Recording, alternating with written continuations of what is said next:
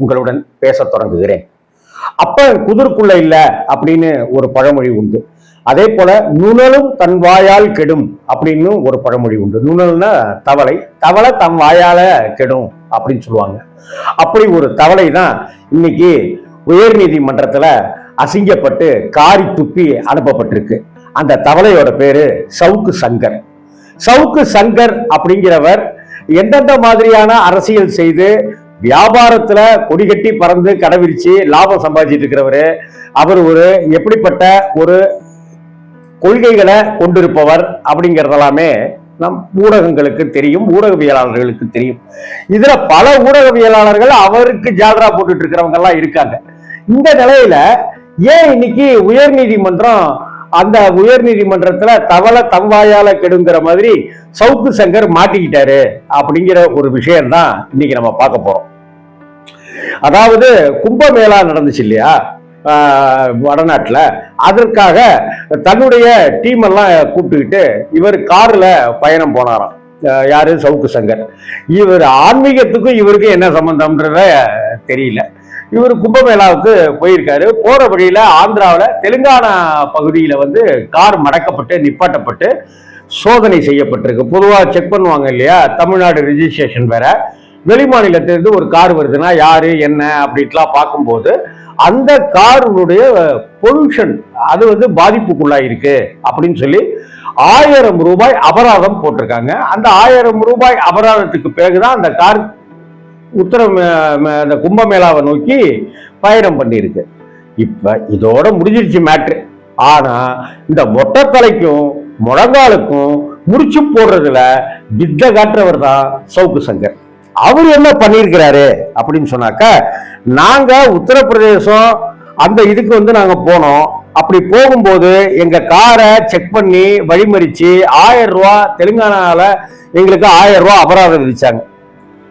இந்த தெலுங்கானா மாநிலத்துல இப்படி எங்களுக்கு 1000 ரூபாய் போட்டு காரை நிப்பாட்டி எங்களை அசிங்கப்படுத்தினது, அவமானப்படுத்துறதுக்கு பின்னணியில சென்னை கமிஷனர் அருண் IPS அவர் தான் இருக்கார்.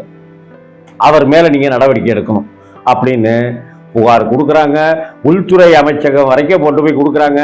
முதல்வர் வரைக்கும் கொண்டு போய் இந்த மனு போகுது. எல்லாத்துக்கும் போய் கடைசியில ஹைகோர்ட்ல ஒரு ரிட்டு தாக்கல் பண்றாங்க. இந்த எங்களுக்கு இப்படியான ஒரு இதை ஏற்படுத்திட்டாரு அப்படின்னு சொல்லிட்டு commissioner Arun, Chennai commissioner Arun IPS மேல அப்படி ஒரு கேஸை போடுறாங்க. அதற்கு இவங்களுக்குன்னு சில வக்கீல்கள் இருப்பாங்க இல்லையா, அந்த வக்கீல் ஆஜராகிறார். அப்படி வக்கீல் ஆஜராகும் போது இந்த கேஸ் நீதிபதி ஐயா நீதியரசர் வேல்முருகன் கிட்ட இது வருது. வேல்முருகன் கிட்ட வந்த உடனே அந்த வேல்முருகன் யாருங்கிறத உங்கள்கிட்ட சொல்லிடுவோம். திருவள்ளூர் மாவட்டத்துல பூவை ஜெகன்மூர்த்தி விவகாரம், ஒரு காதல், தேனி மாவட்டத்தை சேர்ந்த ஒரு பெண் காதல் விவகாரம். அந்த காதலரை பிடிக்கிறதுக்கு அந்த 2 பேரையும் கூட்டிட்டு போனதுக்கு ஒரு தன்னுடைய வாகனத்தையே போலீஸ் அதிகாரி ஒருத்தர் கொடுத்தாரு. அதாவது ADGP ஜெயராமன் அந்த காரையே கொடுத்தாரு. அப்படி இப்படின்னா சொல்லி அந்த வழக்கு வந்தப்ப உடனடியாக இவரை சஸ்பெண்ட் செய்யுங்க, உடனடியாக கைது செய்யுங்க, உடனடியாக இவர் மேல சார்ஜ் ஷீட் பதிவு பண்ணுங்கன்னு கராரான முறையில சொன்னவர் தான் நீதியரசர் வேல்முருகன். அந்த நீதியரசர் கையில தான் இந்த சவுக்கு சங்கர் கொடுத்த, அதாவது சென்னை கமிஷனர் அருண் IPS அவர்கள் மேல கொடுத்த அந்த வழக்கு வந்திருக்கு. வழக்கினுடைய ஆரம்ப வார்த்தைகள்ல நிதானத்தோட பேசிக்கிட்டே, அதாவது கோபம் இல்லாமல் பொறுமையாக பேசிக் கொண்டிருந்த நீதிபதி அவர்கள் ஒரு கட்டத்துல கடக்குன்னு சவுக்கு சங்கருடைய வக்கீலை பார்த்து திரும்பி, உங்களுடைய கட்சிக்காரர்கிட்ட நீங்க எதையும் எடுத்து சொல்ல மாட்டீங்களா? ஆர்டிகிள் 19 அப்படிங்கிறது, ஆர்டிகிள் 19 அப்படிங்கிறது பத்திரிகை சுதந்திரத்தை, பத்திரிகையாளர்களுடைய சுதந்திரத்தை பாதுகாக்கின்ற ஒரு விஷயம், அது சட்டம் அது. ஆனால் உங்கள் சவுக்கு சங்கர், கட்சிக்காரர் சவுக்கு சங்கர் பத்திரிகையாளரே கிடையாது. தன்னுடைய ஊடகத்தை வைத்துக்கொண்டு தவறான கருத்துக்களை பரப்பிக் கொண்டிருப்பவர் தான் உங்க கட்சிக்காரர். உங்க கட்சிக்காரருக்கும் இந்த ஆர்டிகிள் 19 பத்திரிகை சுதந்திரம், பேச்சு சுதந்திரம் அப்படிங்கிறதுக்கும் எந்த சம்பந்தமும் கிடையாது. இதையும் தவிர்த்து உங்க கட்சிக்காரர் சவுக்கு சங்கர் ஒரு பிளாக்மெயிலர், நீதிபதி அவர்கள் சொல்றார், உங்க கட்சிக்காரர் சவுக்கு சங்கர் ஒரு பிளாக்மெயிலர், ஒரு பிளாக்மெயில் பண்ற பத்திரிகையாளர். இந்த டார்க் ஜேர்னலிசம்ங்கிற மாதிரி ஒரு பிளாக்மெயில் ஜேர்னலிஸ்ட் தான் சவுக்கு சங்கர். அது மட்டும் இல்லாம இதை இந்த ஆர்டிகிள் 19 அப்படிங்கிற ஒரு விஷயம் தங்களுக்கு இருப்பதை வைத்துக் கொண்டு மிஸ்யூஸ் பண்ணுகிறார், தவறான முறையை வழிநடத்துகிறார். இந்த அரசு நிறுவனங்கள் மேல வேணும்னே சேறுகளை வாரி வாரி பூசுகிறார், இறைத்துக் கொண்டிருக்கிறார். இதற்கு விசாரணை எடுங்கள் அப்படின்னு லைம் லைட்ல தன்னை நிறுத்திக் கொள்வதற்காகவே சவுக்கு சங்கர், ஒரு பிளாக்மெயிலராக இருக்கிற சவுக்கு சங்கர் இது மாதிரிலாம் நடந்துக்கிறார். நீங்க இந்த விஷயத்த உங்க கட்சிக்காரருக்கு புத்திய சொல்லுங்க. அந்த ஆளுக்கு அறிவு இல்ல, முட்டாளா இருக்கிறாரு, லூசு தரமா செஞ்சிட்டு இருக்கிறாரு. இல்லாட்டினாக்கா நாங்க கடும் நடவடிக்கை தான் எடுப்போம். கடந்த காலங்கள்ல அவர் ஒவ்வொரு விதமான விசாரணைக்குள்ளாரையும் வரும்போது ஒவ்வொரு விதமான வழக்கிலையும் தான் ஒரு பிளாக்மெயிலர்ங்கிறத ஒவ்வொரு கட்டத்திலையுமே சவுக்கு சங்கர் நிரூபிச்சுட்டே வந்தார்.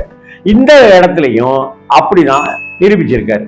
தெலுங்கானா போலீஸ் நீங்க அபிடவிட் தாக்கல் பண்ணணும்.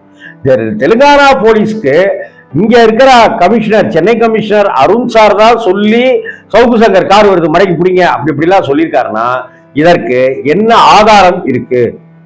இப்படி பல கேள்விகளை தொலைச்சி எடுத்திருக்கிறார்.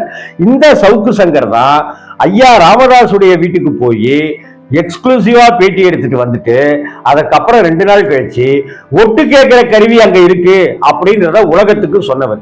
இவர் பெரிய துப்பறியும் சாம்பு, சிஐடி ஜெய்சங்கர். இவருடைய செயல்கள் எல்லாமே சிரிப்பை வரவழைக்கிற விதமாக இருக்கு. இதே போல நம்ம SRM பச்சமுத்து ஐயா சேனல் வச்சிருக்காருல்ல, அந்த புதிய தலைமுறையில நான் கூட நேற்றுக்கு சரோஜதேவி அம்மாவை பத்தி புதிய தலைமுறை சேனல்ல பேசினேன். அது ஒரு பக்கம் இருக்க, இந்த புதிய தலைமுறையில இருக்கிற சமஸும் என்னுடைய நண்பர் தான். ஆனா இந்த சமஸ் போன்றவர்கள் நேர்மையான பத்திரிகையாளர்கள் அப்படின்னு அடையாளம் காட்டிக் கொண்டிருப்பவர்கள் சவுக்கு சங்கர் பற்றிய செய்தியை நீதிபதி இவ்வளவு கண்டிச்சிருக்கிறாருன்னா இந்த செய்தி பரபரப்பாகணும்ல, இந்த செய்தி எல்லா ஊடகத்திலையும் வரணும்ல. ஏன் எந்த ஊடகத்திலையுமே சவுக்கு சங்கர் குறித்த செய்தி வரல? அப்ப எல்லாருமே இங்க கூட்டு களவாணிகளா? இங்க திராவிட மாடல் ஆட்சியினுடைய கையில தான் ஊடகங்கள் இருக்கு அப்படின்னு சொன்னாக்க இந்த செய்தி சவுக்கு சங்கருக்கு ஆதரவாக இருப்பவர்கள் இந்த செய்தியை போடலாமே.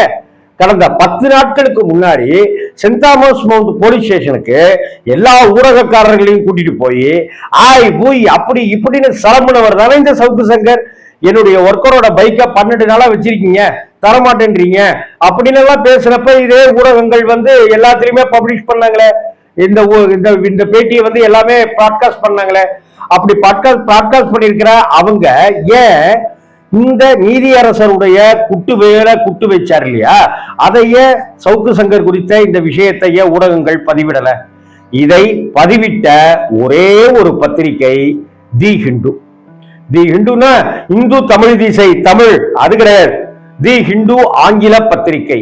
150 வருடங்கள் காலம் கடந்து பத்திரிகை தனி ராஜாங்கத்தோட தனியாக தன்னுடைய கொள்கைகளில நிறுத்தி நிதானமாக மக்கள் மத்தியில நின்று கொண்டிருக்கிற தி ஹிந்து அப்படிங்கிற 150 வருட பாரம்பரியமான பத்திரிகையில தான் நீதிபதி வேல்முருகன் ஐயா அவர்கள் இப்படியாக சவுக்கு சங்கர் மேல சவுக்குல விளாசுவது போல கேட்ட கேள்விகளையும் உங்க கட்சிக்காரருக்கு புத்தி சொல்லுங்க அப்படின்னு சொன்னதையும் அந்த வாதங்களையும் பப்ளிஷ் செய்தது, பிரசுரித்தது வேறு எந்த ஊடகங்களும் இதுவரை பப்ளிஷ் செய்யவில்லை.